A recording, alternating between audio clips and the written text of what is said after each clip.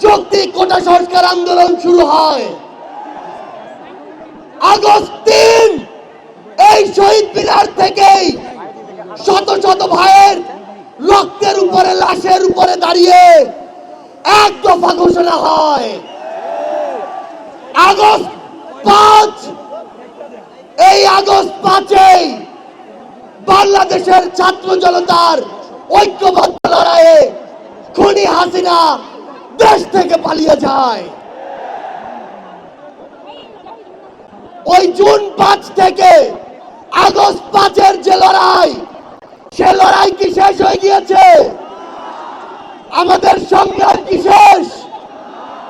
আমাদের সামনে এখনো খুনিরা, খুনিদের দোসররা, এখন বলি আওয়ামী লীগের সন্ত্রাসীরা, তারা এখনো বিভিন্ন দিক থেকে আমাদেরকে দেখে আর মুচকি হাসে। এই খুনিদের বিচার হতে হবে কিনা, আমার যারা আহত যোদ্ধা রয়েছে, শহীদ পরিবার রয়েছে, তাদের এই খুনের বিচার হতে হবে কিনা আমরা অবিলম্বে অন্তর্বর্তীকালীন সরকারকে একটি আহ্বান জানাতে চাই। আমরা যদি আমাদের এই শহীদ ভাইদের রক্তের বিচার না করতে পারি, আমরা কখনো নিজেদেরকে মাফ করতে পারবো না।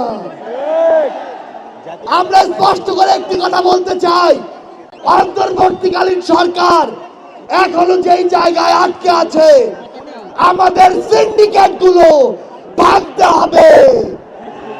এখনো কেন আমরা শুনবো এক হাত থেকে আরেক হাতে সিন্ডিকেট দিয়েছে? তাহলে আপনারা আপনাদের জায়গা থেকে কি অ্যাকশন নিচ্ছেন? এক হাত থেকে যদি আরেক হাতে সিন্ডিকেট যায়, তাহলে সেই হাত আপনারা ভেঙে দিচ্ছেন না কেন? আমরা অন্তর্বর্তীকালীন সরকারকে আরেকটি স্পষ্ট আহ্বান জানাতে চাই, সেটি হচ্ছে আমাদের এই বাংলাদেশ সকল দেশের সাথে বন্ধুত্বপূর্ণ পররাষ্ট্র নীতিতে যাবে, কিন্তু সেই বন্ধুত্বপূর্ণ পররাষ্ট্র নীতির সুযোগে কেউ যদি মাথায় উঠে বসে, ফেলে দিতে বিন্দু মাত্র দ্বিধা করব না। আমরা স্পষ্ট করে একটি কথা বলতে চাই, যেই খুনিরা এই দেশের বাইরে, এই দেশের মানুষের ঘামের হাজার হাজার কোটি টাকা পাচার করেছে, সেই টাকা ফিরিয়ে আনতে হবে। আমরা স্পষ্ট করে বলতে চাই, ওই গোপালগঞ্জে যেই খুনির দোসররা এখনো ঘাট পেরে আছে, তাদেরকে আইনের আওতায় বিচার করতে হবে। গোপালগঞ্জে এখনো কিভাবে আমাদের এই অভ্যুত্থানের যোদ্ধাদের উপরে হামলা হয়, আমরা প্রশাসনকে, পুলিশকে স্পষ্টভাবে বলতে চাই, পুরো বাংলাদেশে আমাদের এই যোদ্ধাদের, ফ্যাসিস্ট বিরোধী আন্দোলনকারীদের নিরাপত্তা যদি না দিতে পারেন, তাহলে ওই চেয়ারে কোন আইন শৃঙ্খলা রক্ষাকারী বাহিনীর বসে থাকার কোন অধিকার নেই। আমরা স্পষ্ট করে শুধু একটি কথাই বলতে চাই, আমরা এই অন্তর্বর্তীকালীন সরকারের কাছে আমরা এই গণহত্যার বিচার চাই। আমরা দ্রব্যমূল্য নিয়ন্ত্রণ করে মানুষের স্বস্তি চাই। আমরা আহত যোদ্ধাদের সুচিকিৎসা চাই।